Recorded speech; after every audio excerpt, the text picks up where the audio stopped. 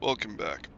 So today we're going to be reviewing the 4th Airborne Corps 214th Airborne Brigade, the newest premium squad for Russia, the USSR, and the Soviets in Enlisted.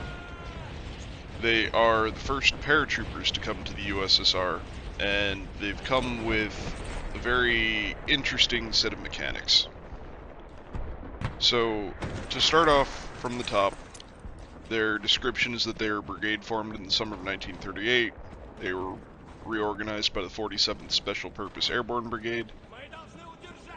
It took part in the Soviet-Finnish War and the Battle of Moscow. In the winter of 42, they parachuted behind enemy lines in Yukonovsky direction during the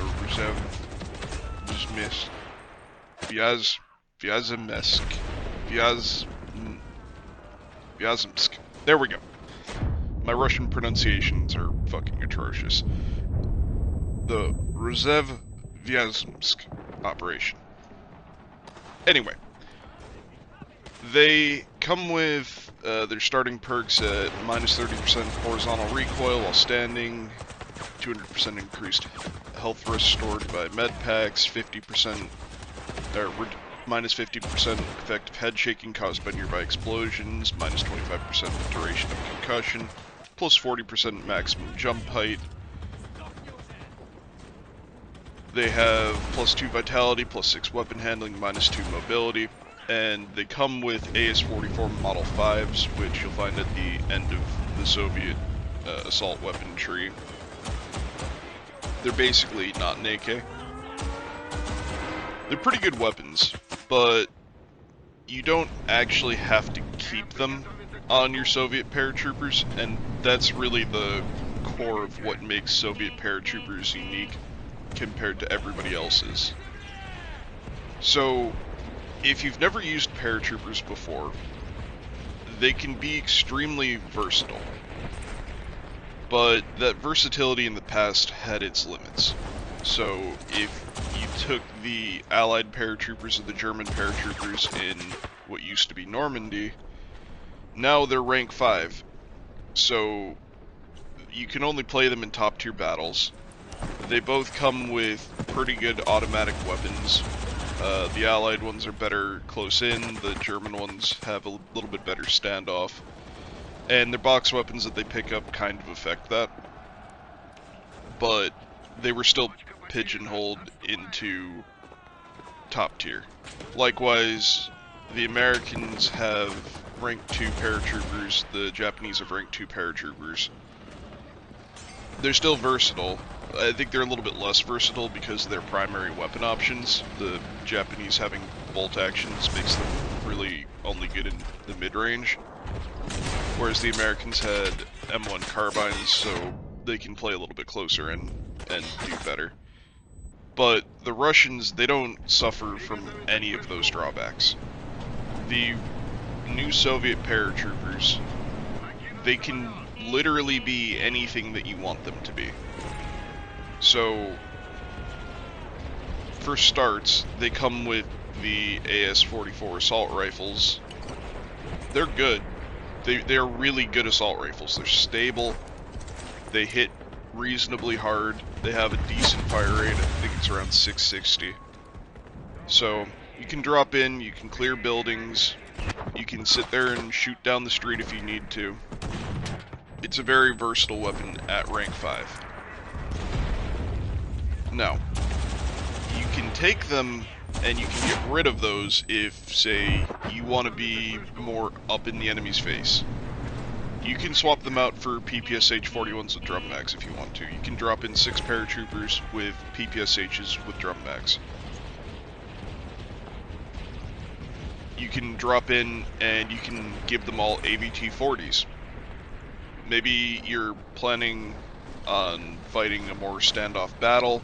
You're expecting to fight in Berlin, for example, but you're specializing these guys into fighting outside the buildings instead of inside the buildings.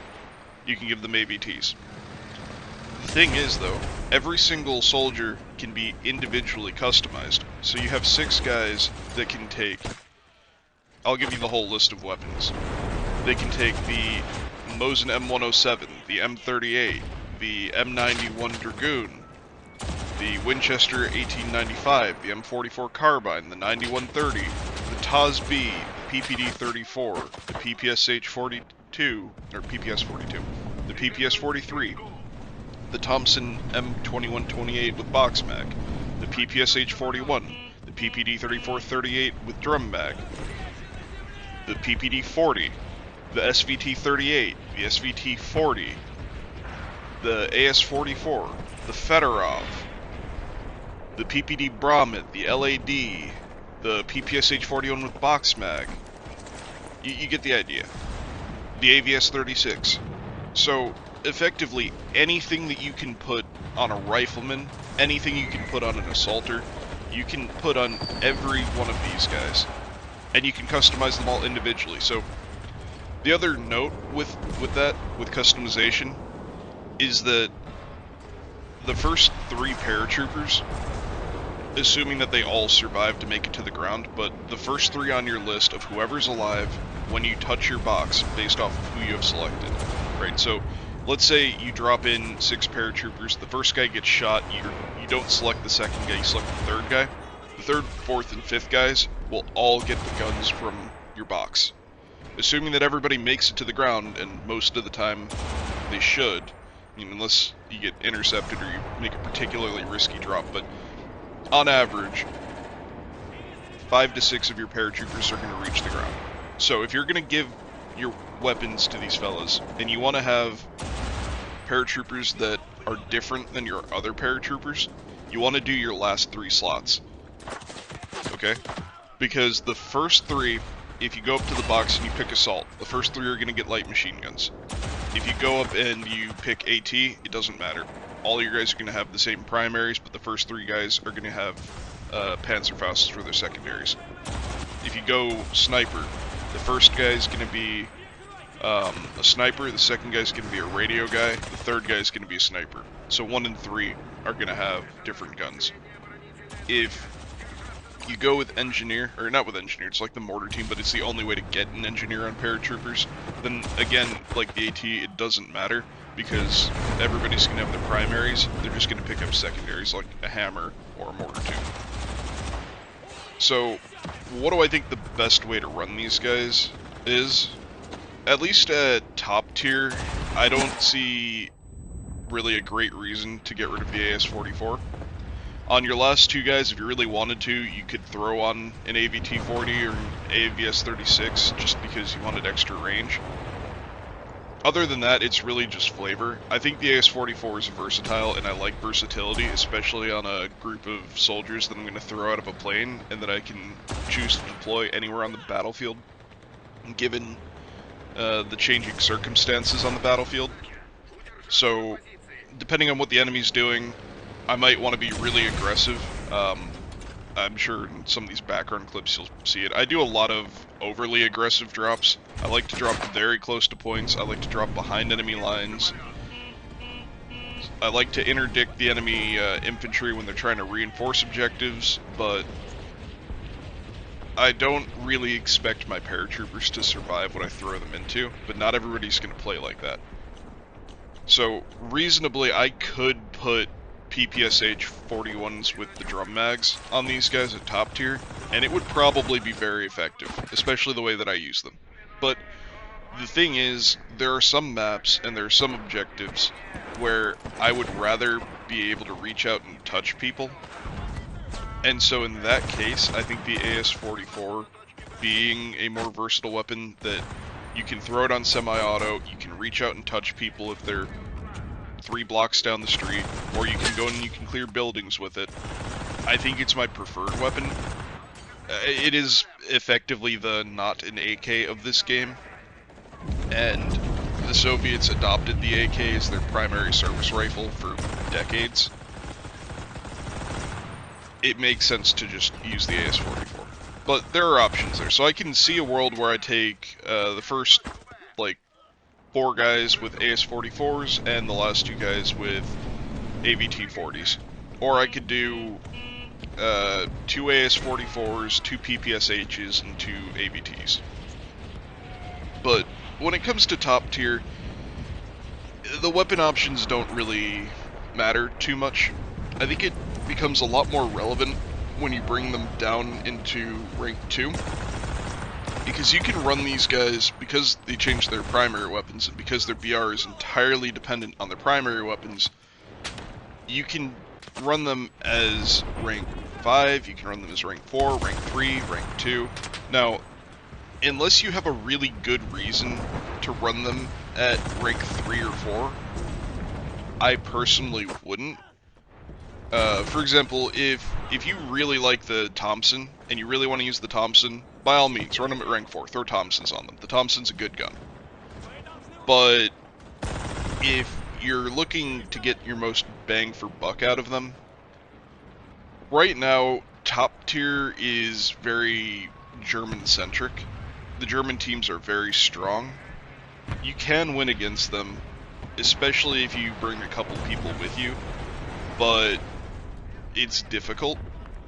There's a lot more, or at least from my experience, it feels like there's a lot more people playing Germany, and so the pool of competent competitive players is larger for the Germans right now. But the game feels a lot more coin flippy, back and forth, competitive at rank 2. So my suggestion would be to run them at rank 2, but they give you flexibility. There's all sorts of stuff you can take. And so if you're going to run them at rank 2, the way that I've been running them is with fully upgraded PPS 43s. The PPS 43 has an 800 round a minute fire rate.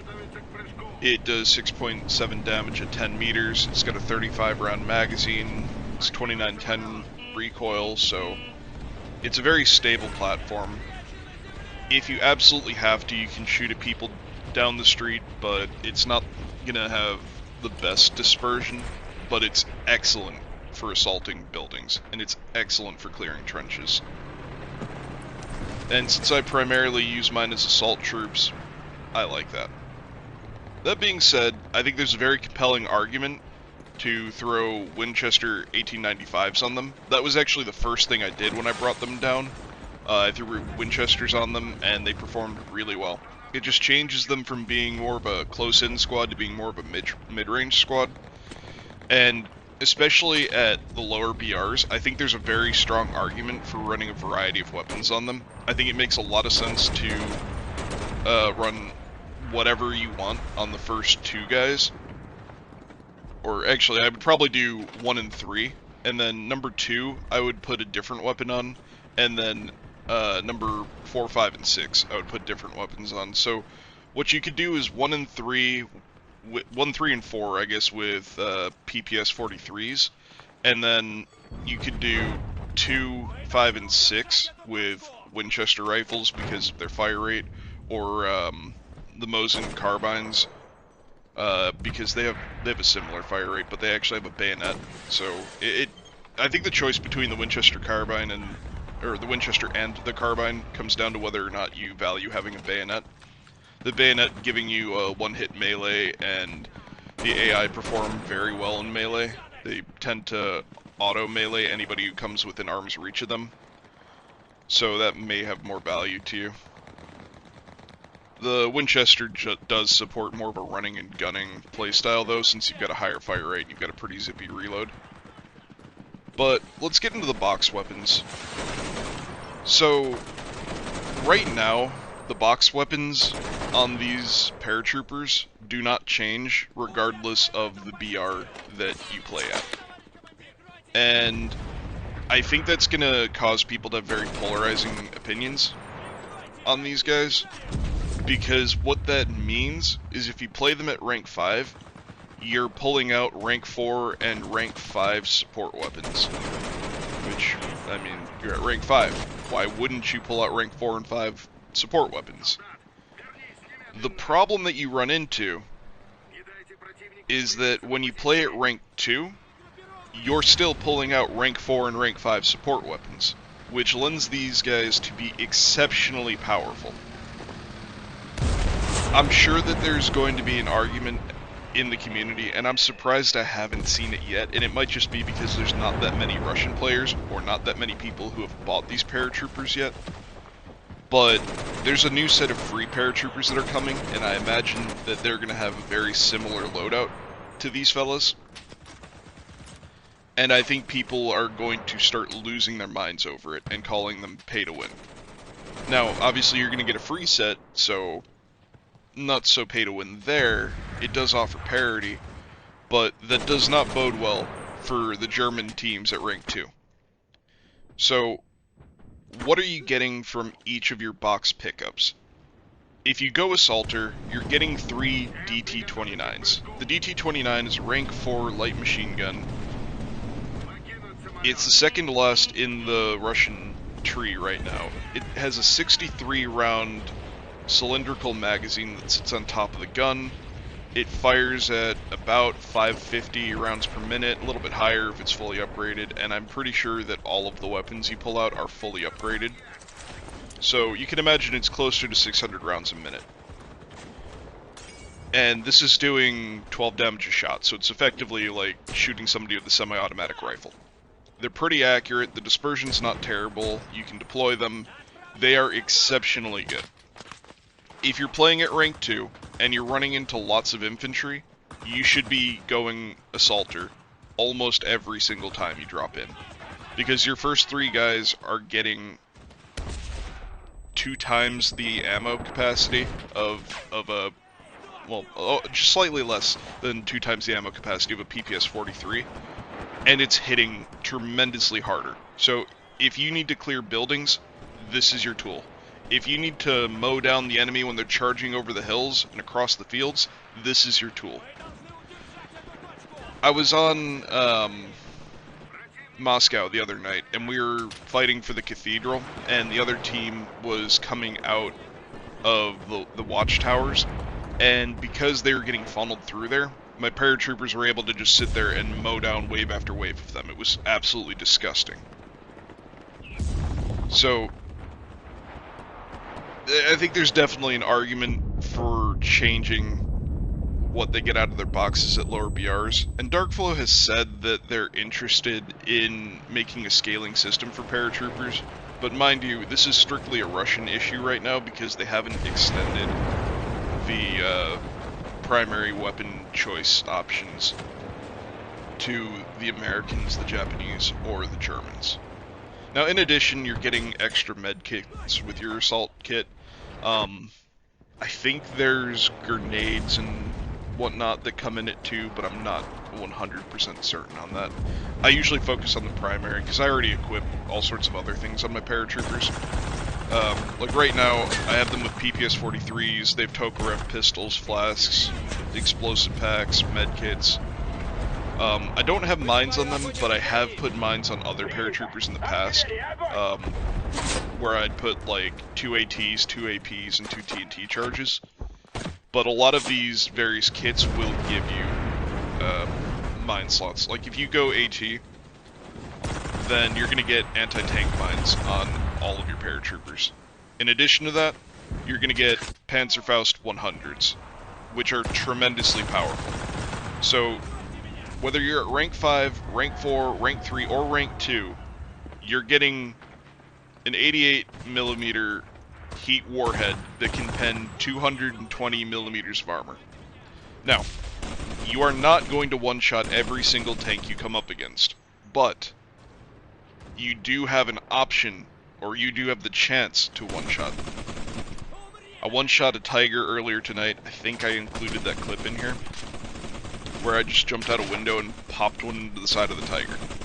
But you can see rank 1 tanks with this. You can see rank 2 tanks with this. It is an exceptionally powerful piece of tech, so as long as you, the operator, have the skill to fire it and hit your target, and I'll admit I miss them all the time, but your paratroopers have deep pockets. They carry a lot more of them than a normal AT soldier does. So you can just sit there and walk them on target if you need to. Moving on to the recon, you might think, alright, well most of these weapons, they're in the rank 4 area, so they're probably going to get a sniper SVT, right? No, that is entirely incorrect. They get sniper AVS-36s. They get fully automatic snipers with 13 to 15-ish damage at 10 meters with 15 round magazines. They're amazing.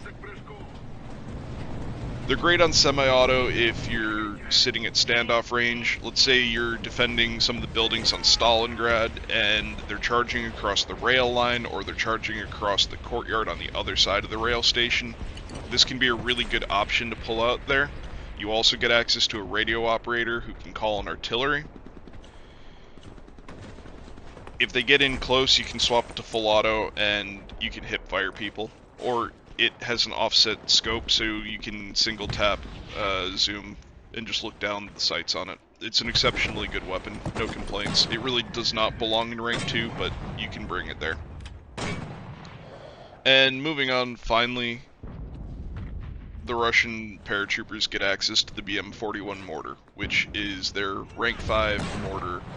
It's an 80mm mortar. It performs exceptionally well if you can hit targets. I think it does better when you're attacking, because when you're attacking you know where the objectives are going to be and you can fire around the objectives and offset them. It does well in confrontation as well, because you can fire a creeping barrage towards the objective. So let's say you spawn in 100 meters from the objective. You can figure that the other team is also 100 meters from the objective, so you can fire your mortars at like 190 meters and then walk them in 5 meters every shot. And so if the enemy are running towards the objective, you have a pretty good chance of your creeping barrage coming down on top of somebody and killing them. I think the other day I killed like 10 people on Stalingrad doing that. Other than that, there's nothing too fancy in the mortar pickup. They do get the engineer, and the engineer's invaluable, but in order to get the engineer, you're giving up access to most of the more exciting weapons. If you're playing at rank 5, that might be a good option, but I think at rank 5, I would prioritize the AT soldiers, and at rank 3 to that area, I'd probably prioritize the assaulters. The other two, the mortar pickup and the recon pickup, I think are more niche choices that you pull out when the situation merits it, but in general, I find that if I run assault in rank 2, my TNT charges that I can throw are usually more than enough to deal with tanks, and the added firepower is really a game changer against infantry. So, bringing all of this to a close, would I recommend this premium squad? It depends on the kind of player you are, but across the board, I would say yes. I think having paratroopers is invaluable. I think they bring versatility in that you can deploy anywhere on the battlefield at a moment's notice. You can bring tremendous firepower, and you can bring all sorts of different firepower based on what the situation demands, and it makes them immensely flexible. I think if you're planning on playing rank 5 Russia, they're very useful, but they're not necessarily mandatory, because you have a lot of other very powerful options. You just lack the flexibility to deploy anywhere on the battlefield. And if you're in rank 5, you probably have most of the tech tree unlocked. So it comes down to, does the idea of paratroopers excite you? And do you think that you'll enjoy jumping out of planes? And do you feel that your army is lacking by your inability to deploy anywhere on the map? There are ways to get around that with playing sneaky and putting up spawn beacons, but I think that generally speaking, these paratroopers will perform well even at rank 5. I think if you play under rank 5 a lot, if you play at rank 3 and you're playing up to rank 5, I think that they're a must-take, because they'll help you level the firepower playing field. They can pull out many rank 4 tools and some rank 5 tools, and that will help you get through the tech tree, especially if you're grinding it, because they do get all the benefits of being a premium squad. And I think that if you're in rank 2 or lower, they are an absolute must-have, must-pick-up. They are an absolute game changer. They bring tremendous firepower. They fall into what I would consider the overpowered tier, because they can bring weapons that otherwise have no way of getting into rank 2. Anybody with a gun in this game, anybody with a bolt-action rifle can kill you. I know with the bug that was out the week of the merge, I played up to rank 5 a lot as rank 2, and I did respectable. Some of them I even took top of the team. But in general, for most people, against most enemies, having access to more powerful equipment is going to be a game changer. And so, I think that for the moment, they're novel. They're the only Russian paratroopers in the game until later this week. And I also believe that they will be a phenomenal option for grinding out the tech tree. For anybody who wants to get more XP than what they're currently getting, these guys are going to mulch enemies. They're going to kill lots of people as long as you can put them in the right place and pull the trigger.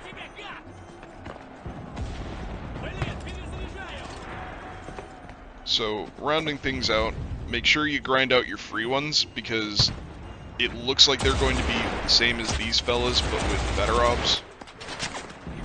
The primary weapon on them doesn't really matter a whole lot, because you can just swap them out, but hey, free better ops. But yes, I would pick them up. Anyway, comment down below, let me know if you have them, what your experiences are with them. If you think that they need any changes, I think their box needs to be changed so it scales, but I appreciate having them while I do. I've been having a good time with them. I think if you guys decide to pick them up, you'll have a good time with them too. But get out there, enjoy the merge, kick ass, take names, and win your games.